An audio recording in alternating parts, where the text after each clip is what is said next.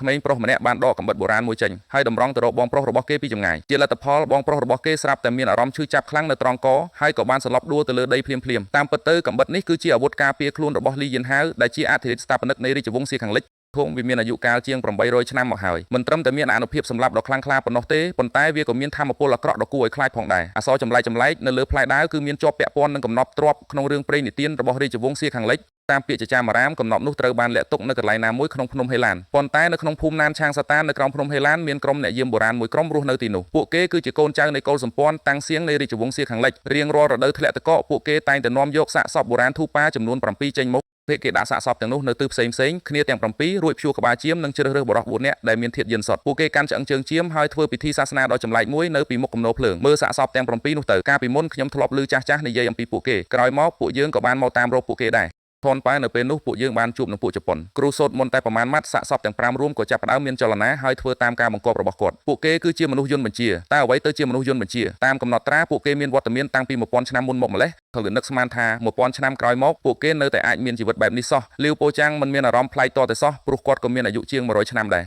កើតក្នុងសម័យសាធារណរដ្ឋចិនគាត់ធ្លាប់ធ្វើជាមន្ត្រីបកគូមីនតាំងក្នុងឆ្នាំ1943ហើយបានជួបភេងជាមូនៅលបនួក្នុងឆ្នាំ1980ឥឡូវនេះគឺជាឆ្នាំ2024ប៉ុន្តែគាត់នៅតែមើលទៅដូចជាមនុស្សអាយុ50ឆ្នាំដដែលលើសពីនេះទៅទៀតកាលពី20ឆ្នាំមុននៅពេលដែលមានរន្ទះពណ៌ស្វាយលេចឡើងនៅភ្នំហេឡានលោកលាវពោចាំងក៏បានផ្លាស់ទីក្នុងមួយប្រព្រឹត្តភ្នែកគាត់បានទៅដល់ទីវាលរហោស្ថានដ៏ចម្លែកមួយគាត់មានអារម្មណ៍ថាទើបតែឆ្លងផុតប្រមាណនាទីប៉ុណ្ណោះប៉ុន្តែនៅពេលដែលគាត់ដឹងខ្លួនឡើងវិញពិភពលោកបានកន្លងផុតទៅ20ឆ្នាំបាត់ទៅហើយកូនសិស្សតូចរបស់គាត់ឈ្មោះគូដានក៏បានធំពេញវ័យបាត់ទៅហើយលាវពោចាំងមានអារម្មណ៍ថាចាប់តាំងពីគាត់បានប៉ះកំបិតរាជវង្សសៀនោះមកគាត់ត្រូវបានគ្រប់គ្រងដោយធម៌ពលអាតកំបាំងមួយយ៉ាងទាំងពេលវេលានិងរាងកាយរបស់គាត់សុទ្ធតែមានការប្រែប្រួលយ៉ាងចម្លែកគាត់ហាក់ដូចជាបានคล้ายទៅជាមនុស្សស្លាប់ដែលមានជីវិតអមតៈដើម្បីស្វែងរកការពិតលាវពោចាំងបាននាំគូដាននិងអ្នកផ្សេងទៀតមកកាន់ភ្នំហេឡានម្ដងទៀតទីនេះគឺជាតំបន់ភ្នំបុរាណនៃរាជវង្សសៀខាងលិចដែលជាកន្លែងរកឃើញកំបិតនោះប៉ុន្តែភ្លាមនៅពេលដែលពួកគេមកដល់ពួកគេក៏បានជួបនឹងរដូវធ្លាក់ទឹកកកនិងសាកសពបុរាណដ៏គួរឲ្យខ្លាចរបស់ហ៊ុយលីពិតជាគួរឲ្យខ្លាចណាស់ដូច្នេះពួកគេក៏បញ្ញាប់ដកថយចេញពីភូមិរងចាំដល់មេឃភ្លឺសិនចាំគិតគូរម្ដងទៀតទីតាំងបច្ចុប្បន្នរបស់យើងគឺស្ថិតនៅចំណុចធានជីនៃផ្កាយទាំង7វត្តហ្គានលូគឺស្ថិតនៅទិសពាយភាដែលជាចំណុចធានឈៀនចំណែកឯច្រាំងថ្មប្រនាងគឺស្ថិតនៅចំណុចយូឈៀនខាងលិចវត្តហ្គានលូភូមិដែលយើងកំពុងស្វែងរកគួរតែស្ថិតនៅទិសឦសានគឺចំណុចធានស៊ូទីនេះហើយគឺជាកន្លែងដែលកំណត់ទ្រព្យរាជវង្សសៀដែលអ្នកកំពុងស្វែងរកនោះដូច្នេះពួកគេក៏ប្រញាប់ស្វែងរកនៅក្បែរនោះហើយបានរកឃើញសមរភូមិសឹកដ៏ចម្លែកមួយនៅលើសក់នីមួយៗមានព្យួរកណ្ដឹងស្ពាន់មួយខ្សែធួយនៅក្បែរនោះក៏មានបល្ល័ង្កថ្មបុរាណមួយដែលមានឆ្លាក់អក្សរពីរជួរថាឋានសួគ៌ខាងលិចនៅក្បែរបង្កើយច្រកភ្នំមានវិញ្ញាណទឹកដីខ្សាច់ខាងលិចធញ្ញជាតិទាំងប្រមាញ់ចុះក្លិនក្រអូបទីនេះមិនធម្មតាទេពួកយើងមិនគួរនៅទីនេះយូរឡើយគ្រាន់តែលាវពោចាំងនិយាយចប់ភ្លាមស្រាប់តែមានមនុស្សពាក់មួកប្រមាណអ្នកលេចមុខឡើងភូរិងស្មានថាពួកគេគឺជាអ្នកធ្វើដំណើរក៏បានដើរទៅសួរសុខទុក្ខណែកំពុងធ្វើអីហ្នឹងដោះមួកចេញមើលពួកគេក៏ស្រាប់តែដឹងខ្លួនថាទាំងនេះមិនមែនជាមនុស្សទេប៉ុន្តែគឺជាសាកសពបុរាណដែលបានធ្វើពិធីកាលពីមុនក្របកំភ្លើងបាញ់ត្រូវពួកគេតែពួកគេមិនមានប្រតិកម្មអ្វីទាំងអស់គ្រប់គ្នាស្ថិតក្នុងគ្រោះថ្នាក់គូដានចាប់អារម្មណ៍ឃើញថាសាកសពទាំងនោះចង់បានកាបូបរបស់លីចៅលៀនគាត់ក៏បានទាត់កាបូបនោះចេញលាវពោចាំងនិងគូដានបានសម្លឹងមើលមុខគ្នាជាសញ្ញាប្រាប់ថាមានអ្វីមួយយ៉ាងមិនស្រួលសាកសពបុរាណទាំងនោះបានដកថយយ៉ាងលឿនហាក់ដូចជាទទួលបានបញ្ជាអ្វីមួយយ៉ាងបន